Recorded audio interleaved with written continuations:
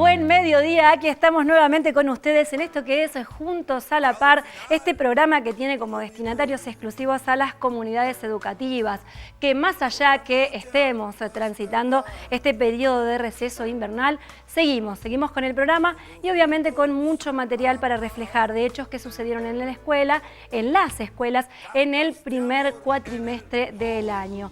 Y como sabemos, vamos compilando, vamos pasando y cada una de las escuelas está invitada a participar a que reflejemos lo que cotidianamente sucede en ellas, más allá de que a veces no tiene difusión en los medios masivos de comunicación.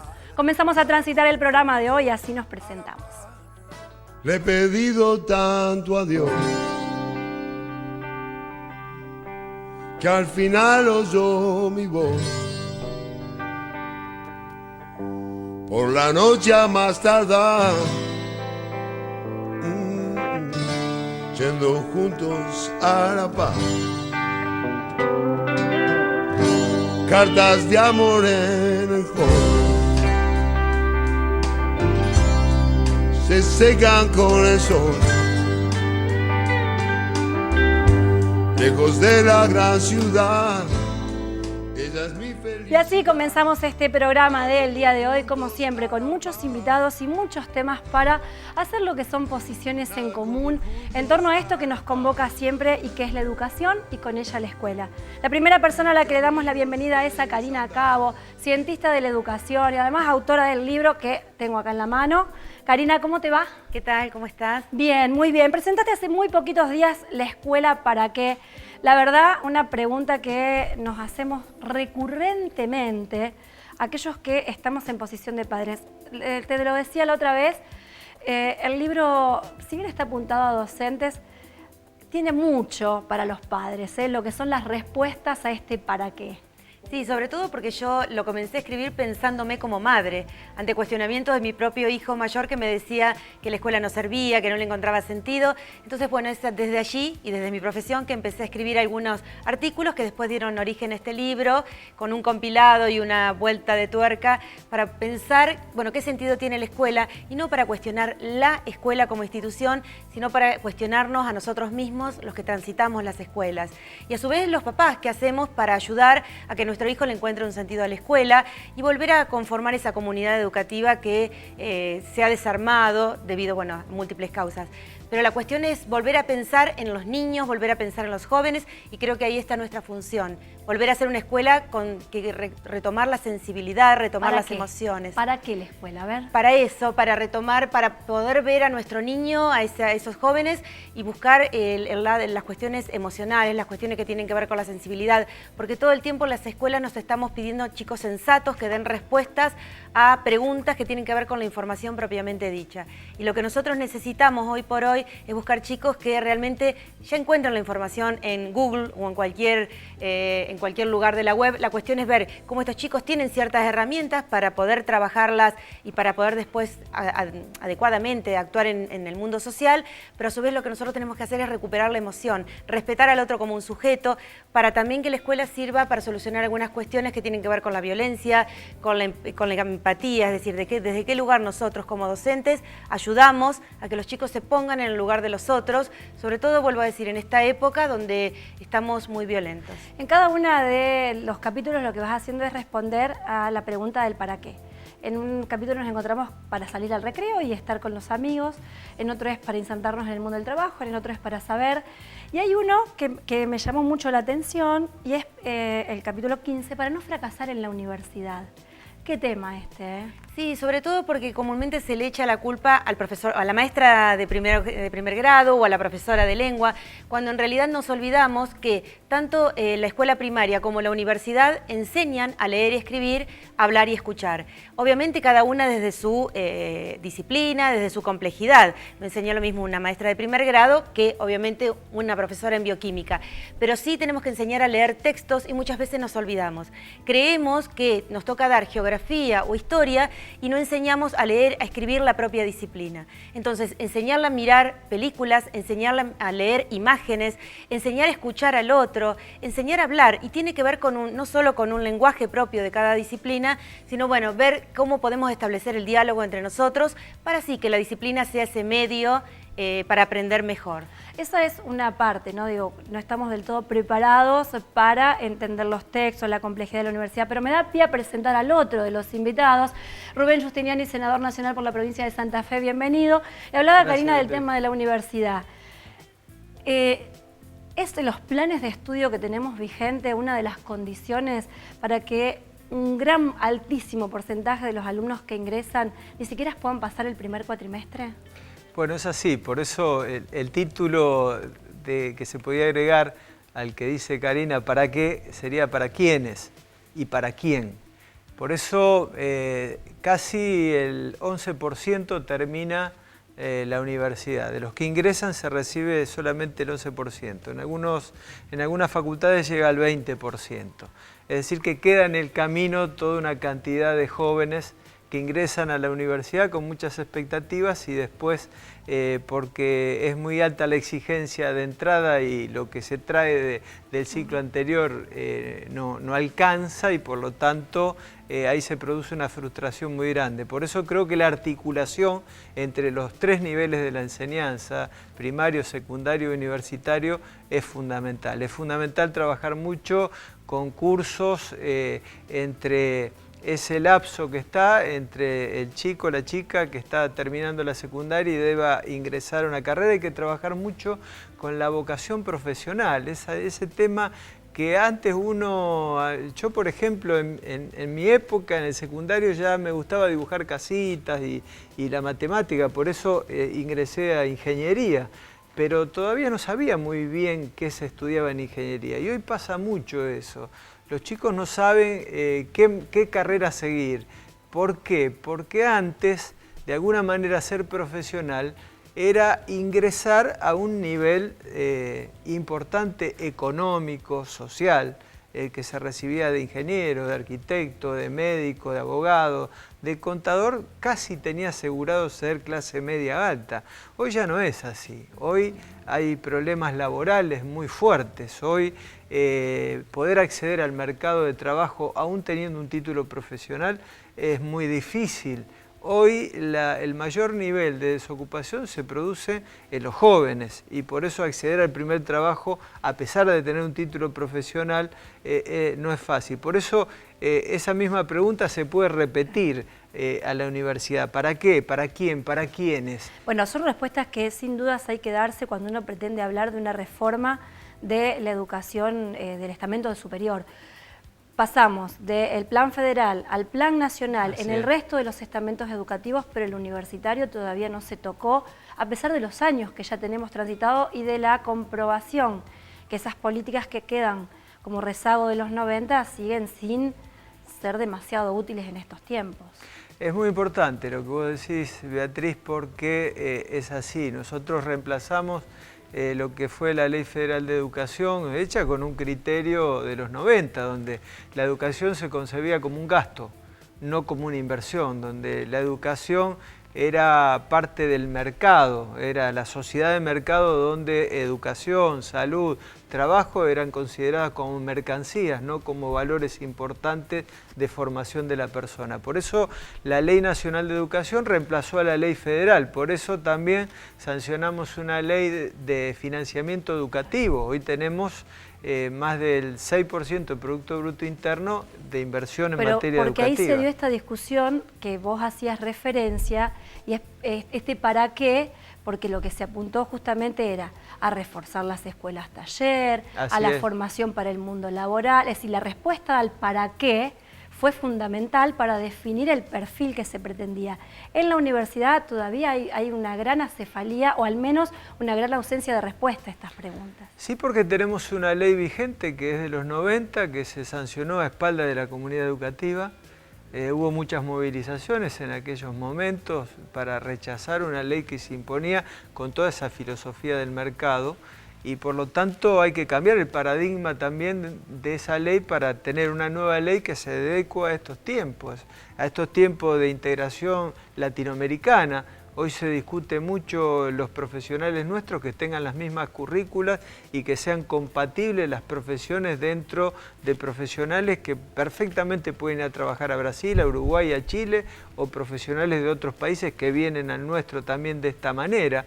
tenemos que tener planes de estudio de manera de dar respuestas a una nueva realidad. Hoy hay mucho más ingresos a carreras como las de ingeniería, de arquitectura, es decir, que el tema servicios, que fue la gran impronta de los 90, también hay que complementarlo con carreras técnicas profesionales que den respuesta a necesidades de una evolución de la ciencia y de la técnica que ha tenido una velocidad impresionante. Es decir, hoy estamos ante un mundo globalizado donde la revolución de las comunicaciones se ha hecho presente y donde, fíjate vos que el 75% de la investigación en la República Argentina se realiza en las universidades nacionales. Fíjate vos que a pesar de la impronta del mercado en los 90, donde se intentó que todo fuera a lo privado, el 80% de los estudiantes universitarios estudian en universidades públicas. Y esto es muy importante. Y en realidad también en el último tiempo apareció como una revalorización a partir de algunas decisiones del gobierno nacional,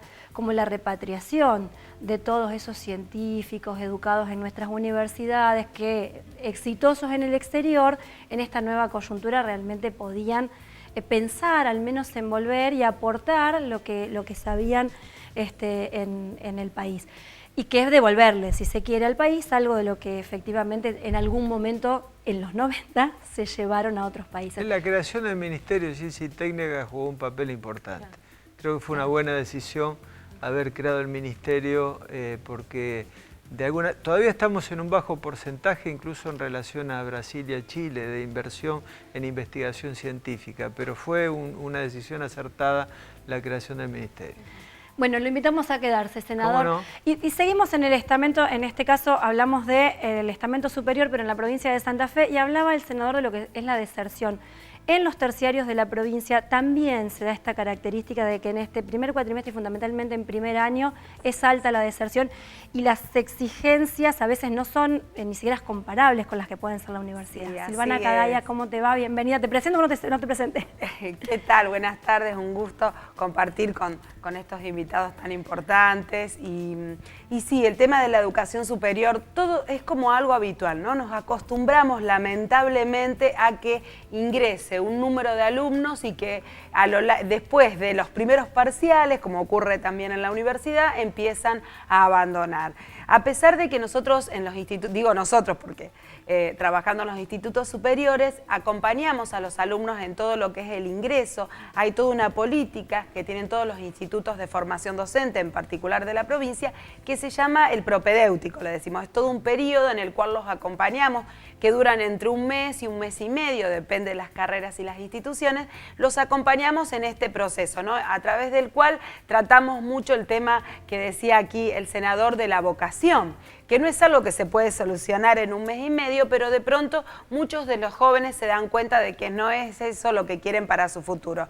Pero lamentablemente cuando comienzan a transitar la dinámica de los profesorados y a estudiar, allí también se ve una baja importante. Estamos hablando alrededor entre el 10 y el 20%. Después ese porcentaje es aún mayor cuando pasan al segundo año, ¿no? Y en esto también coincido en esto que planteaban de empezar a acompañar a los jóvenes, sobre todo en el último periodo de la escuela secundaria.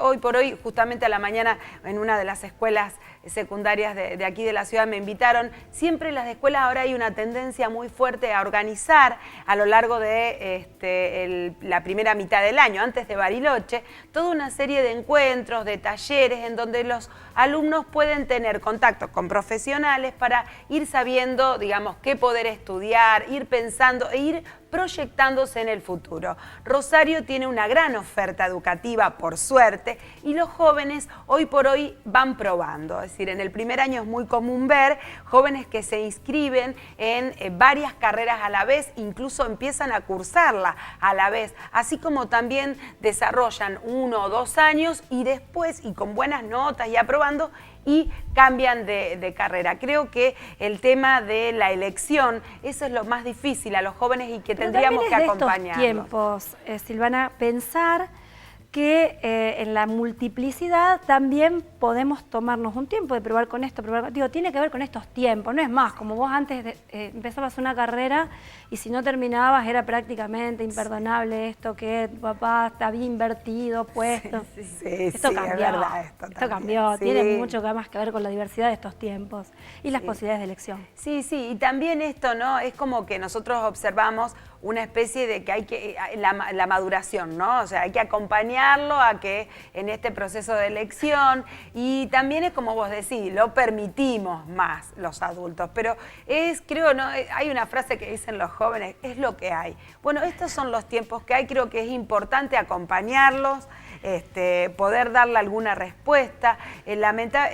Lo más lamentable es cuando quieren y no pueden llegar. Creo que allí es donde tenemos que trabajar para darle posibilidades en la educación superior. Se nos está planteando en estos últimos años el desafío de incluir a aquellos jóvenes que por distintas circunstancias hicieron una escolaridad tardía o presentan distintas discapacidades y quieren acceder. La escuela hoy es abierta y en eso hay que trabajar, ¿no? Creo que también los estudios superiores tienen que generar estos espacios para brindarles también a esos jóvenes que por distintos motivos, ¿no? Por marginación social, por vulnerabilidad, por distintos motivos no pueden acceder. Lo que pasa que eso es lo más difícil. Recién estamos intentándolo en la escuela secundaria, así que es una tarea que nos debemos dar a futuro. Bienvenida, Silvana. Bueno, también, compañera Falaschetti, ¿cómo le va? Muy bien, ¿Disfrutando semana del receso? Una semana realmente que lleva a generar nuevas pilas. Tuvimos muchos festejos en la semana, fue el día del camarógrafo, así que saludamos a nuestros camarógrafos en el día de hoy. Fue el día 2, el día del camarógrafo. Fue el día del locutor, así que yo le mando un beso especial a todos mis compañeros. Mirta, que anda mandando besos. Sí, porque bueno, ya nos juntamos ayer, nos volvemos a juntar hoy, seguimos festejando, estamos de festejo y eso está bueno. Y por otro lado, también tenemos la energía propia de finalizar una primera etapa para descansar, retomar nuevas energías y empezar con ganas esta segunda mitad del año que generalmente viene sobrecargada de trabajo y preparada para exámenes, promociones, bueno, muchas cosas que quedan por delante. Bueno, y sumado a que, lo decíamos, este año no festejamos el 9 de julio. Así es. Porque nos cae dentro del receso escolar, pero siempre está el pero. La modalidad que han tomado muchas escuelas es trabajar la semana, exactamente, la semana previa, trabajar todo lo que es la significación del 9 de julio, que muchas veces queda un poco confundido en las mentes infantiles y en algunas mayores también con el 25 de mayo, tratar de diferenciarlo bien, tratar de ver este crecimiento de nuestra patria y finalizar el día viernes con la celebración del acto. Bueno, Gustavo Gelbor, ¿cómo le va? Bien, muy bien. Beatriz acá de vuelta. Volvió, ya está libre, tiene que rendir exámenes, quedó libre. Acá quedó libre. Bueno, tuve un imprevisto y tuve que faltar. Sí, se llama avión el imprevisto que lo trasladó a otro lado, pero está bien, ¿no? Bueno, bienvenido igual, lo queremos igual. Un poco estaba escuchando, ¿no? Lo que cada uno exponía de los invitados y se me venía a la mente esto de que los chicos fueron durante mucho tiempo un número, ¿no? Y esto del para qué y el por qué, de tratar de reinsertarlo, ponerse en el lugar del otro. Hay una gran caída de la autoestima de los jóvenes y es importante la contención, es importante el explicar, el charlar y el saber el por qué y el para qué de la escuela. Y lo importante de no ser un número más, como decía el senador, ¿no? Que los chicos se han sentido de esa manera durante tanto tiempo. Otro desafío más, otra tarea más de la escuela, ¿no? Otra de las tantas que nos han dado, que afortunadamente, ¿no? Tenemos el espacio, la posibilidad y la capacidad de poder hacerlo, pero más allá de eso, esta pregunta, ¿no? De volver a cómo volver a que los chicos no se sientan un número y ser realmente contenidos. Bien, comenzamos el programa de hoy entonces con el primero de los materiales. Tiene que ver con un trabajo que realizaron los chicos de la Escuela Bialik. Estuvieron junto a Sara Ruz, esta sobreviviente del Holocausto y también madre de Plaza de Mayo, porque cuando se vino exiliada a la Argentina perdió a uno de sus hijos, desapareció directamente en el proceso militar. Compartimos el testimonio de los chicos.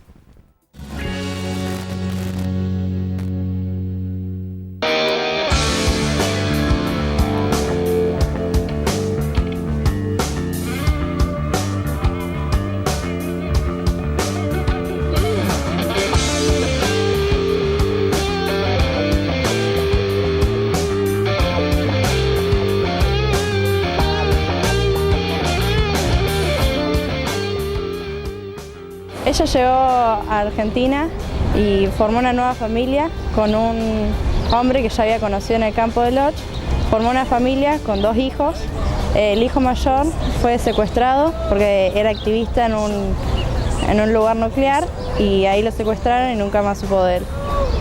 Ella sobrevivió del campo de Auschwitz, había ya estado en el gueto de Lodz, uno de los guetos más grandes del Holocausto.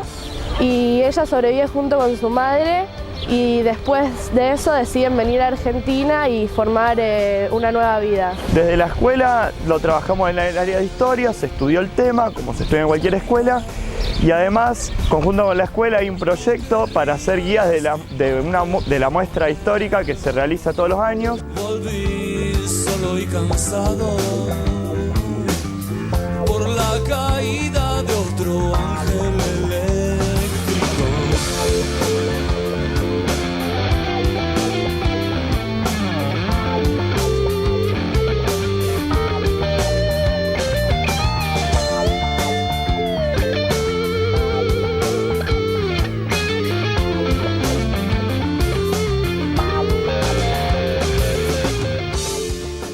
El Holocausto es un contexto en el que los alemanes tenían como objetivo matar a toda la raza que no sea aria, judías, gitanos y gente con discapacidades que para ellos no eran arios. Más que holocausto, me gustaría llamarlo Shoah, que es el término en hebreo para un suceso terrible, porque holocausto quiere decir sacrificio por fuego. La Shoah es el intento de exterminio total de los judíos en Europa que terminó con el asesinamiento sistemático de 6 millones de judíos dentro de lo que era Europa, todo lo que era la Europa ocupada. Bueno, el Holocausto es el exterminio, la idea era el exterminio total del pueblo judío y se llevó mediante acciones muy dramáticas, cómo querían exterminar al pueblo y demás.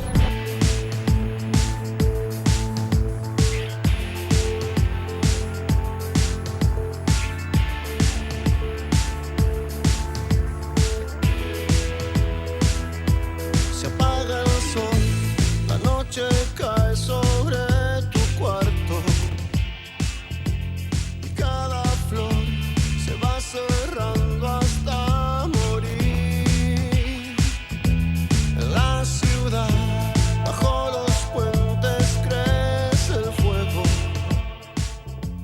Lo que yo aprendí de Sara es cómo ella sobrevivió, cómo puede contar su historia y cómo puede transmitirnos su vivencia y poder seguir adelante a pesar de lo que sobrevivió en todo el contexto del Holocausto y haber perdido un hijo. Lo que más me llamó la atención de la historia de ella fue cómo pudo seguir adelante después del Holocausto y aún así seguir también adelante con la desaparición de un hijo. De todo esto aprendí lo que es realmente lo que es la discriminación, el sentirse apartado, de que no existen razas dentro de los hombres y todo eso lo que responde a los derechos humanos, a la trata igualitaria, todo lo que es el autoritarismo también y todo lo que es al mismo tiempo cómo se ocultaban las cosas.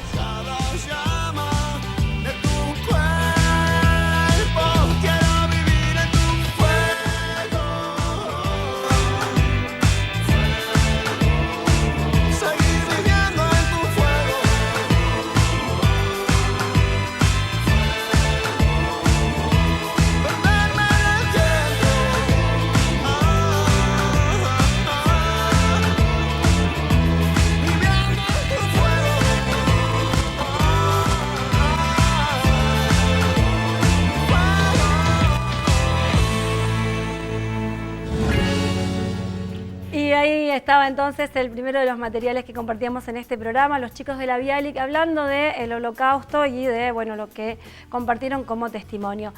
Vamos a estar charlando en un segundo de esto, pero antes le voy a dar la bienvenida a Gaby Peralta, periodista de Canal 5, que llegó tarde porque está trabajando, Gaby.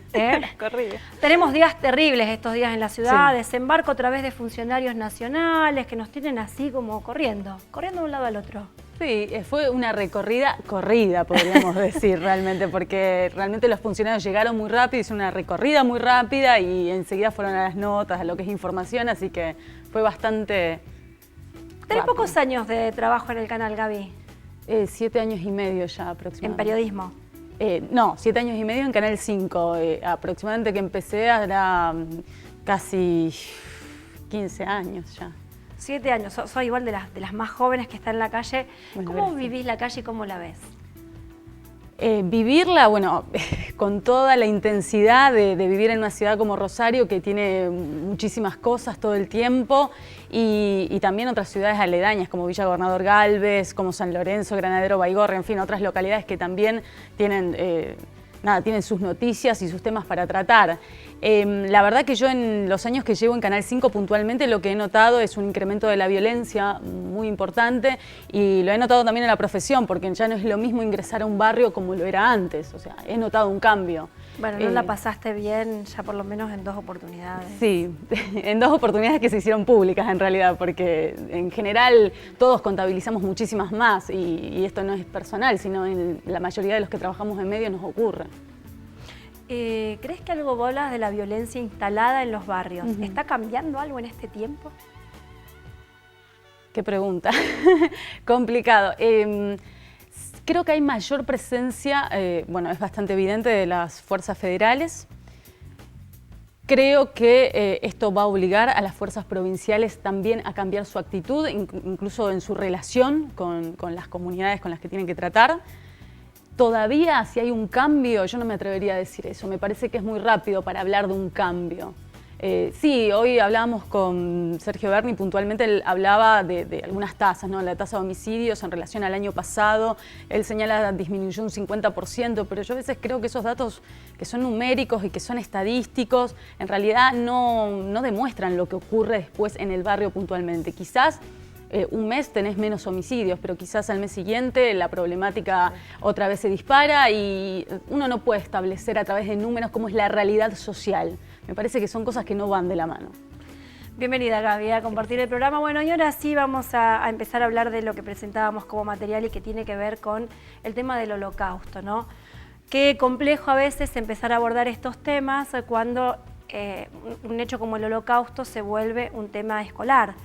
Y a la vez, en tiempos en que las imágenes cunden y si son más amarillas, más rating dan, qué complejo abordarlo en la escuela sin caer en ese amarillismo que más de una vez socialmente y mediáticamente termina imponiéndose. Karina, es complicado, temas como la memoria es complicado. Sí. Temas como, la educación sexual son complicados, pero en particular el Holocausto a veces directamente se lo soslaya, se lo deja... Sí, sobre todo en algunas comunidades que toca más de cerca.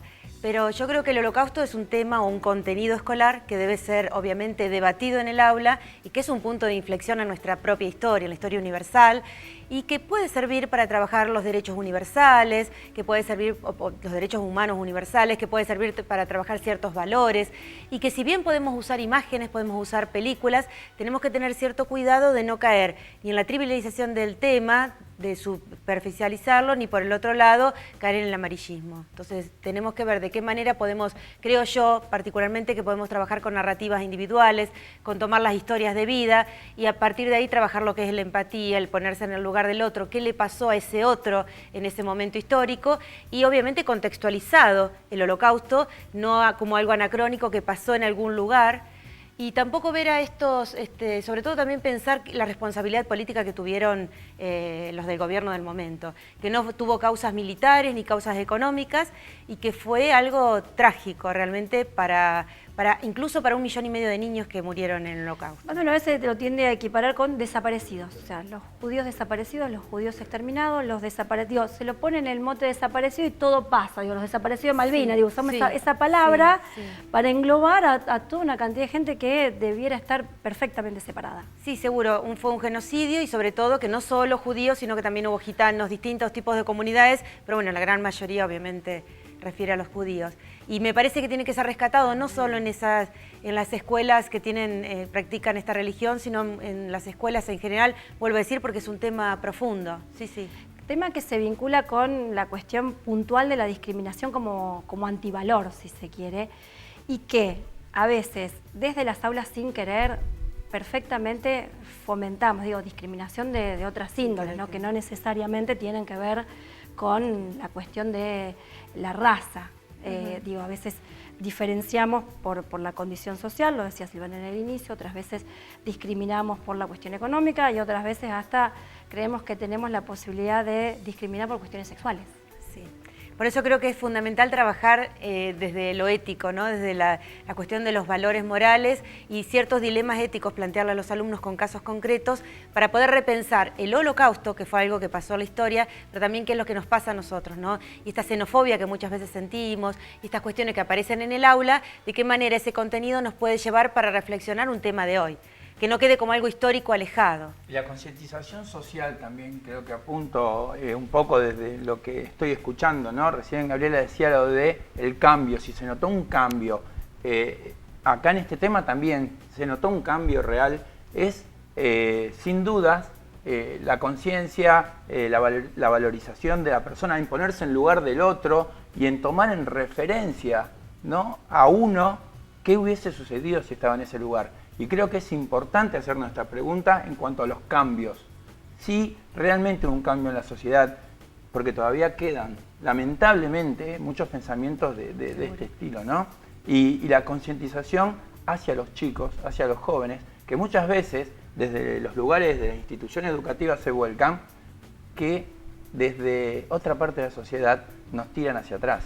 Y eso también preocupa. A mí me preocupa mucho más cuando, y acá le apunto al único político presente, pero cuando la política a veces instala esas mismas diferencias. Digo, hay decisiones que son políticas, que son actitudinales y que el ejemplo es el que viene de arriba. Digo, la clase política durante muchos años en este país fue la primera en discriminar no solo al que no lo era, sino al que estaba en la vereda de enfrente. Digo, en esto también hubo un ejemplo que no fue el mejor del que cundió, ¿no? Sí, yo creo que ese es un aspecto importante y el primer aspecto que hay que diferenciar es el tema de la política y el Estado. El Estado sirvió a lo largo de la historia muchas veces para dar más justicia social y otras veces el Estado sirvió para matar. Por eso el siglo XX es el ejemplo del siglo de la revolución de la ciencia y de la técnica, del progreso, y el siglo XX es el siglo más violento de toda la historia de la humanidad. Casi 60 millones de mujeres y de hombres matados por acción del propio hombre a través del nazismo y del estalinismo y de las dos grandes guerras mundiales, la Primera y la Segunda Guerra Mundial. Si hasta dónde el mismo hombre ha producido con su mano la muerte de los otros hombres. Y por eso el nunca más que nosotros todos los argentinos dijimos después de la última dictadura militar, se hace carne en la realidad en la medida en que hagamos conciencia todos los días, sobre todo de los niños, de los jóvenes, de la no discriminación y de que nunca más una dictadura, y por eso es muy bueno diferenciar la dictadura de la democracia, porque en la democracia ese tipo de genocidios no son posibles. Y ese es el avance del siglo XXI. De cara al siglo XXI, hoy nadie puede alegar que es igual vivir en dictadura que vivir en democracia. Por eso, no solo desde la política, sino sobre todo desde la escuela. Pero también el uso político, y ahí difiere un cachito, el uso político del nunca más también hace que en muchas oportunidades prácticamente lo hayamos vaciado de contenido. Digo, el uso político de esa frase tan sentida en su momento, también a veces la vacía de contenido. Sí, pero es muy importante que los chicos aprendan el nunca más de una dictadura.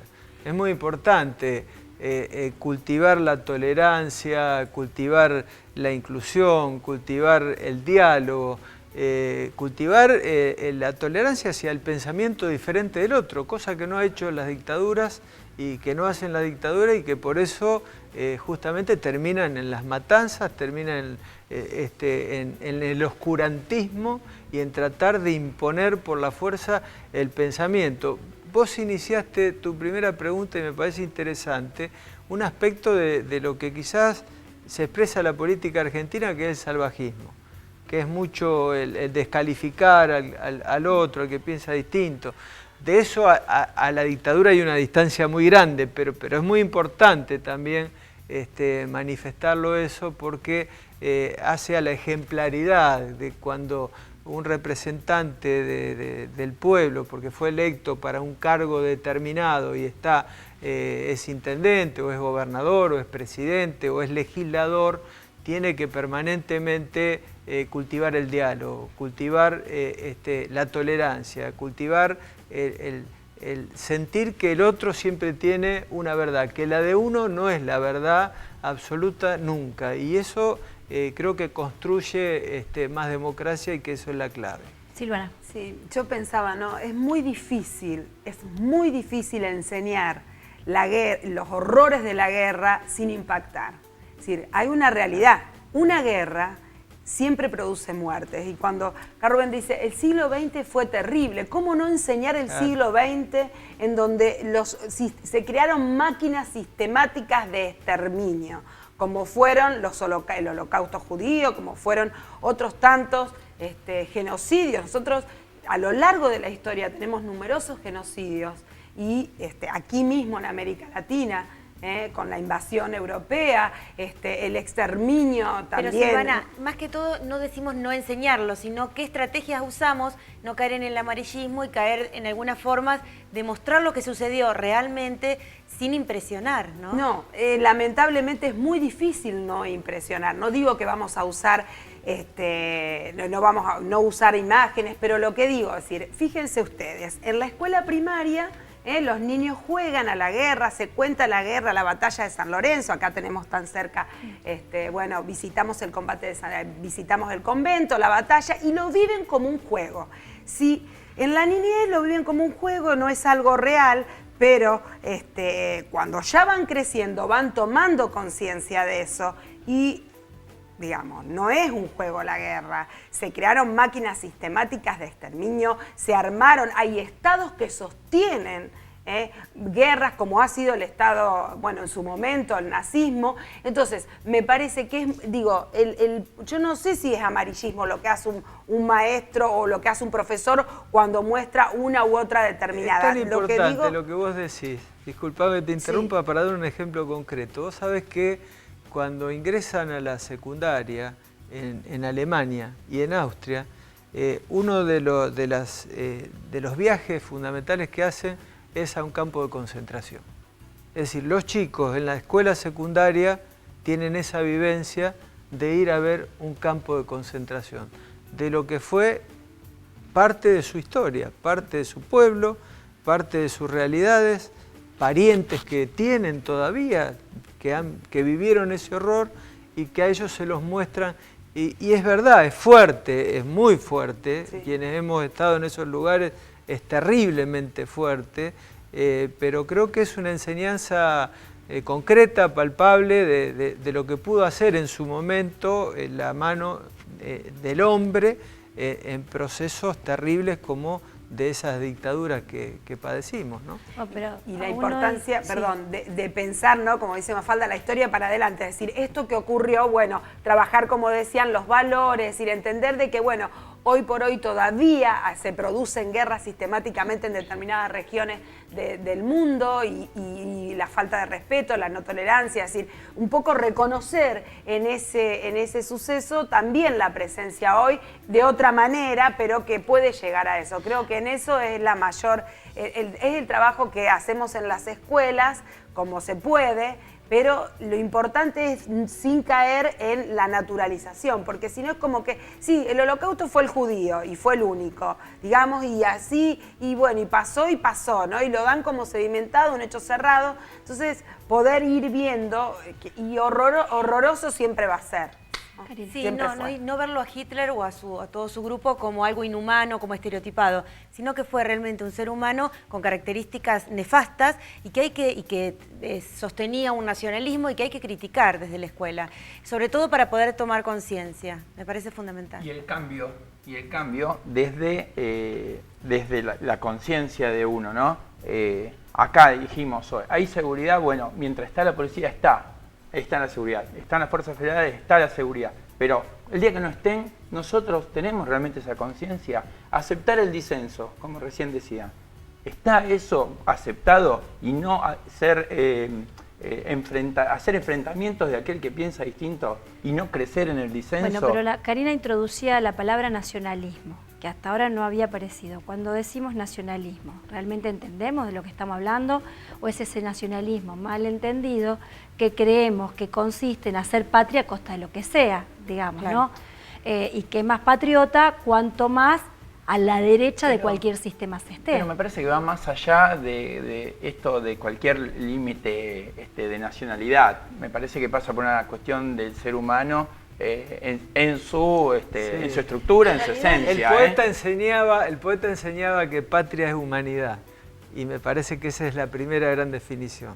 Después el amor a nuestra tierra, el amor a lo nuestro, el sentirnos argentinos, que es tan lindo. Pero no defenestrar al otro, formar un sentimiento común, pero no es lo que nos está pasando en estos días en Brasil igual, ¿eh? Y sobre todo de dónde venimos nosotros, que venimos de los barcos, de mis 4 abuelos italianos, y bueno, y tenemos una pertenencia, un sentido, digo, de lo que es Argentina, pero también de que la patria es la humanidad, ¿no? Claro. No, la diferencia importante, no el nacionalismo que fomenta la superioridad, claro, que eso es lo negativo que discrimina. Es decir, el que se siente superior, la raza superior, y esa deformación llevó al nazismo, ¿no?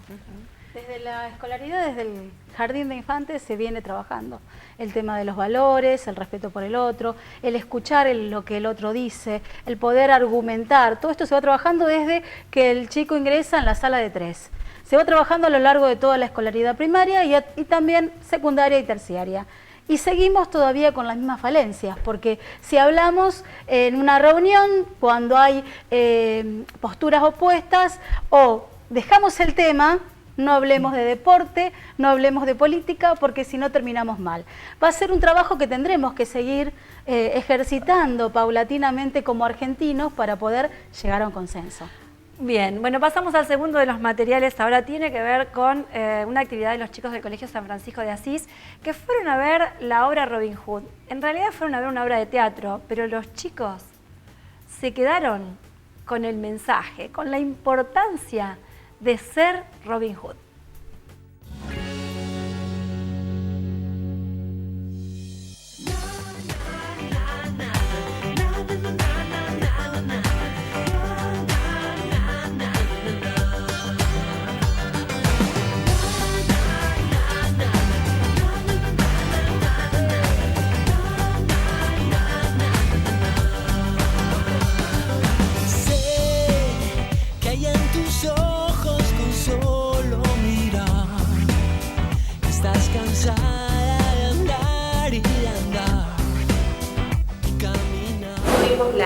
La suerte de poder reflexionar de una manera distinta acerca de valores como la justicia, como la lealtad, como la equidad, como el valor del trabajo de todos, tanto desde el punto de vista de la obra, dentro de la obra, como también del argumento, de la trama y demás.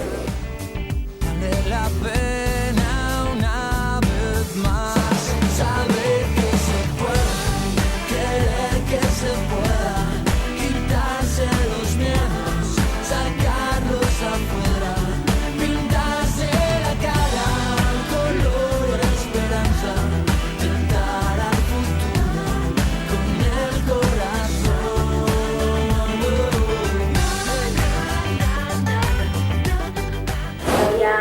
un rey, y ese rey fue destronado, y el príncipe, Juan, él quería dominar el pueblo y cobraba impuestos, y la gente era muy pobre y no tenía para pagar. Entonces toda la plata que ellos tenían se la sacaban. Después Robin Hood ayuda a todo el pueblo a salvar, a destronar al príncipe y a que sea feliz. Y también tiene una novia que se llama Mariana, que ellos están muy enamorados y sueñan con casarse, pero el príncipe Juan se los impide.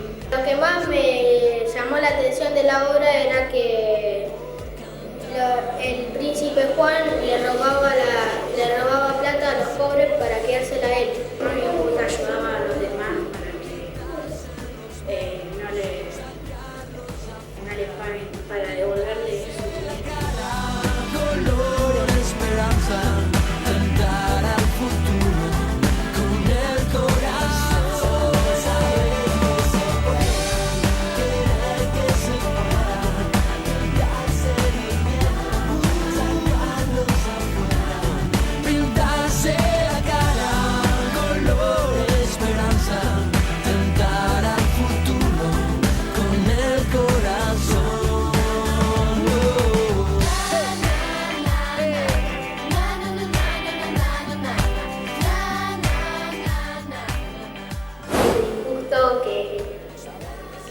Que cada persona es libre de hacer lo que quiere dentro de las leyes, ¿no? Que todos somos independientes. Aprendí que hay que ser solidario y no hay que robar. Y lo que Robin Hood hacía era ayudar a los otros, no robar, porque ellos le tenían que pagar obligatoriamente algo que ellos no tenían. No era color de esperanza, tentar al futuro con el corazón.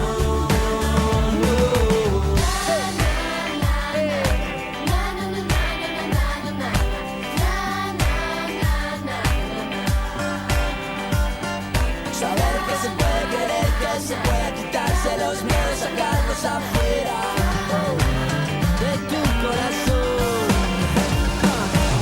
Son 1500 los valores que sacamos y que podemos apreciar directamente in situ, cosa que no lo estudiamos desde un libro o a distancia, sino en el lugar donde se usa.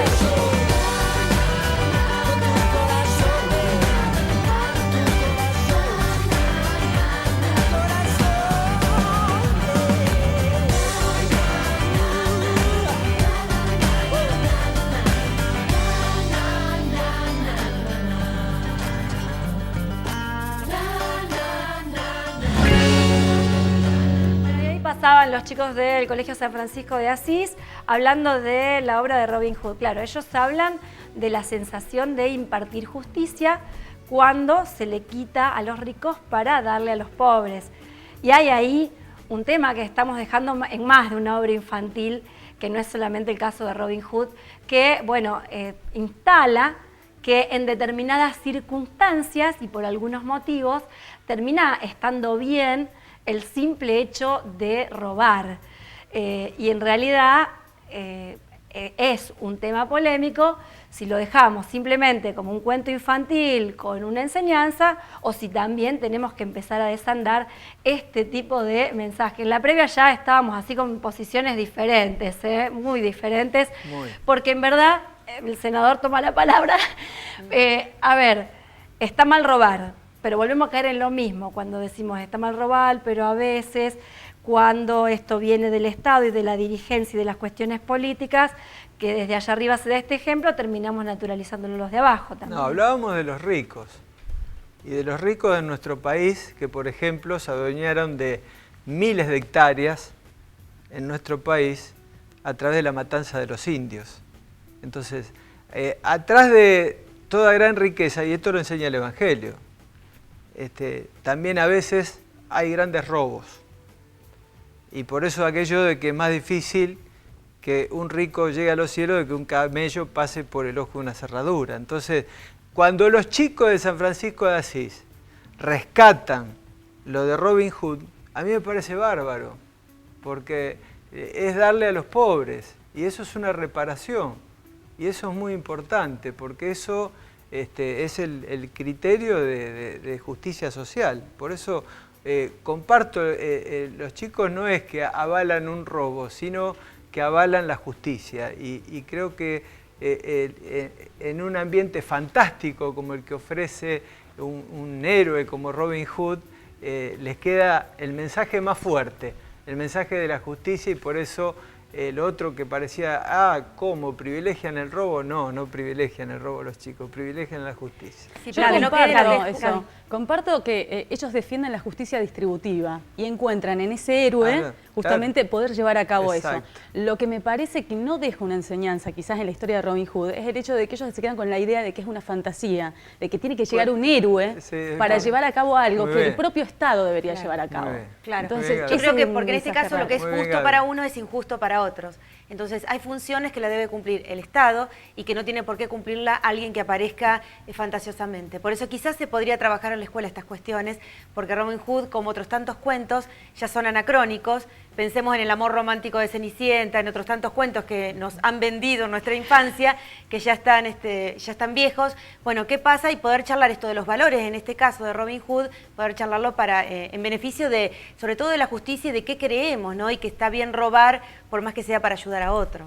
Y me viene a la mente de aquel spot que hicimos publicitario, ¿no? De que cada punto de vista es la vista de un punto. Es la vista de un punto, y esto es así, digamos. Cada uno puede llegar a ver desde distintas ópticas cuál es la real dimensión de que si robó o si colabora, y bueno, y están ahí sopesando, digamos, cada uno. La versión argentina de Robin Hood es la de el mate cocido, digamos.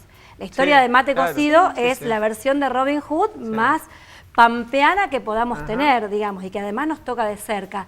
El mate cocido durante años no solo estuvo borrado hasta de poder nombrarlo, por lo que implicaba nombrarlo. O Bairoleto. Y todas las andanzas que presumen que finalmente termina muriendo en la provincia de Buenos Aires, porque nunca se encontró el cuerpo cuando supuestamente fue baleado por la policía en el Monte Chaqueño. Digo, ¿por qué no nos ocupamos del mate cocido? Digo, porque en vez de hacerle la obra a Robin Hood, hagamos la del mate cocido. Digo, es nuestra y es una versión más ayornada la que tenemos, digo, sugiero. Sí, bueno, en realidad la obra es un clásico y se toma desde la literatura clásica en la presentación para las escuelas. Tampoco vamos a defenestrar el trabajo que está haciendo el Teatro El Círculo, que está llevando clásicos a los chicos para que puedan, como espectadores, valorar lo que fue o lo que Pero lo que decía Karina es importante, ¿eh? Los clásicos hoy, el nombre de clásicos podemos dejárselo, pero repensarlos en el sentido y en la transmisión de los mensajes que tienen es absolutamente necesario. Hay que buscar nuevas literaturas, porque entre las princesas, esperar el príncipe que nos va a sacar a las mujeres de esta vida que tenemos. Pensar que el lobo es el malo del bosque y que efectivamente nos va a llevar por el mal camino. Digo, como si nosotras no tuviéramos la potestad de decir, che, mira, vos me parece que se va por ahí, pero yo voy a ir por acá. Ahí diciendo un poquito, los maestros y los profesores vienen trabajando otro recorrido de lectura. Este estereotipo del amor, de los castillos, no está reproducido en la escuela, está reproducido en todos los espectáculos. Ahora vienen las vacaciones, que las mamás llevan a sus niñas, y también en los deseos de esas mamás de encontrar algún príncipe azul, o verdecito. Ahora por estás allí. hablando de loba. No, o sea, No, eso lo decís vos.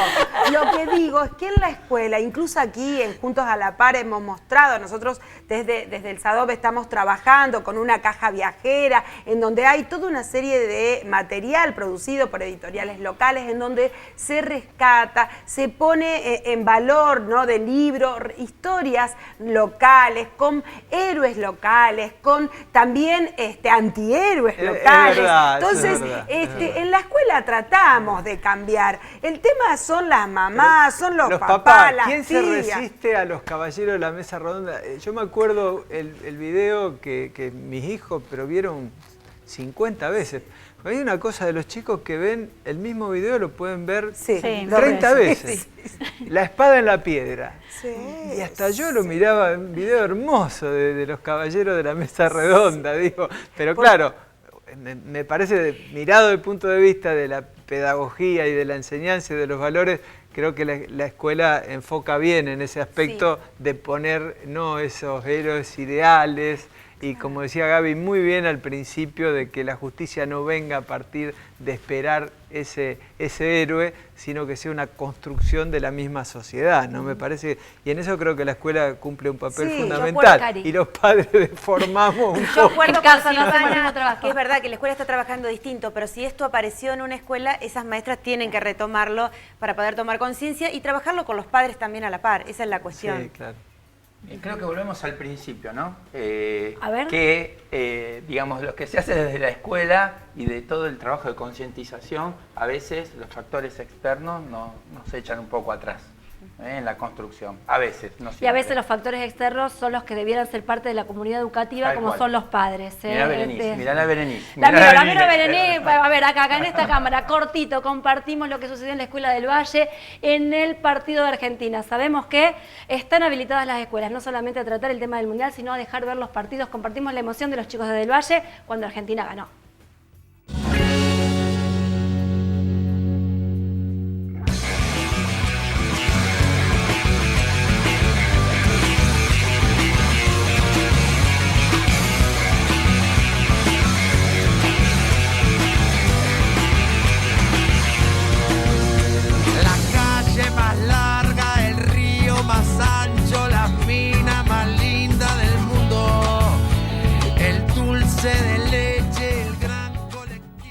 Nos parece muy importante utilizar este tiempo para poder trabajar con los valores, de ser equipo, de compartir, de estar juntos, del valor de la comunidad, del valor de ser familia.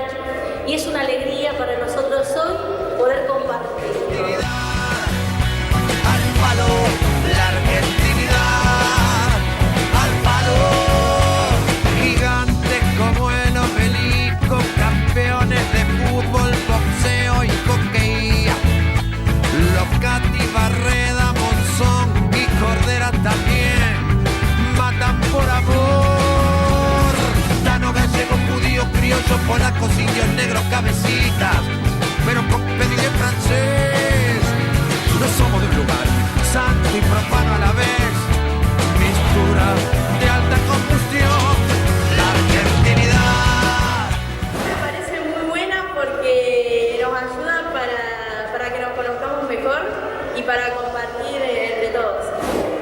Es importante para compartir algo con los compañeros y, no sé, está bueno porque es una parte social y de todo. Es muy importante porque podemos integrarnos más con nuestros compañeros y conocernos más y compartir algo entre todos. Porque estoy con todos mis compañeros y todos mis amigos unidos apoyando a la Argentina. La argentinidad, al palo, la argentinidad, al palo, la argentinidad, al palo.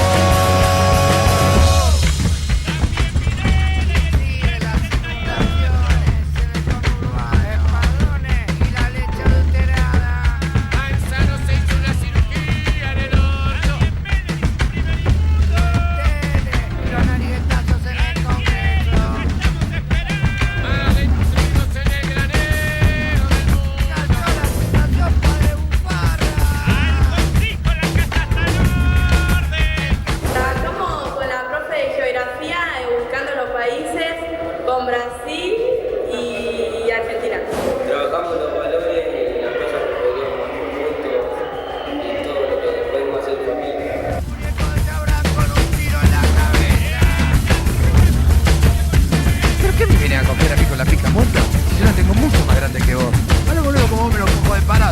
fuiste? Yo ya fui y vine 40 veces. ¿Y cómo no querés que los pibes son unos boludos de mierda? Son toda una vaca de ganja. Este país está lleno de ladrones. Yo, argentino. Bueno, y ahí pasaba la última de las notas del día de hoy. Se nos fue volando el programa para variar. Se va, se desmadra. La conductora hay que cambiarla. Hay que cambiarla. La semana que viene tomate licencia. No maneja vacaciones. nada. Gracias, le voy a hacer caso. Tenés vacaciones. Gracias, lo voy a dejar a cargo a usted y a Cintia. Gracias, sí, con total tranquilidad. Con total tranquilidad. Absoluta. Vamos a quedar en eso. Senador Justiniani, muchísimas gracias por venir. Gracias, muy agradable haber estado acá. Muchas ¿La gracias. pasó bien? Muy bien. ¿Sí? Siempre entre docentes, maestras, escritoras y periodistas. Uno no la puede pasar mal. Nos sacamos de la rutina de tener que hablar de vudú, del juicio político, no juicio político. Sí, menos mal. Gracias, muchísimas gracias en serio. Karina, muchísimas gracias por venir a vos también. Seguí trabajando, vos sos de las que tienen iniciativa, no descarto que en ¿cuántos meses tenés otro libro? Ay, no, dame tiempo. Este fue más que un hijo. Se sufre, ¿eh? Se sufre, sí. ¿Cuesta más escribirlo o editarlo? ¿Conseguir una editorial que...? No, por suerte yo tuve mucha facilidad. Por suerte, sí, fácilmente, sí. Gracias, Cari. Por nada. Gaby, muchísimas gracias por venir. Gracias. ¿La pasaste bien vos también? Perfectamente. Bárbaro. A seguir en la calle. Es lo mío, me encanta, lo disfruto, así que voy a seguir por esa ruta. Aún pasándola mal. No, nunca la paso mal, ¿eh? Ni siquiera en esos momentos, porque es bueno poder vivirlos también y tener esa experiencia. Yo lo aprovecho. Gracias, Gracias. Silvana, gracias a vos también por haber venido, por estar. Cintia, Gustavo, a ustedes los despido rapidito, los dejo a cargo la semana que viene. Yo simplemente estamos de vacaciones, en la Mutual todavía hay ofertas para disfrutar y conocer el país, así que acercarse a la Mutual en Doca. Diga dónde, porque si no hacemos a media. En el Diga, hacemos a media. En la calle San Luis. San Luis, Bueno. ¿tenés la dirección exacta? No, San Luis. Y Moreno. Entre Moreno y Dorrego. Ahí está la me productora que ayudaron siempre todos. está atenta. Bueno, Me ayudaron todos. gracias a todos. Nosotros nos estamos despidiendo, no sin antes pedir disculpas, como lo hacemos toda la semana y después seguimos pasándonos de tiempo a todos los programas que siguen, que le entregamos siempre fuera de tiempo. Que pasen una linda semana a disfrutar de este receso invernal.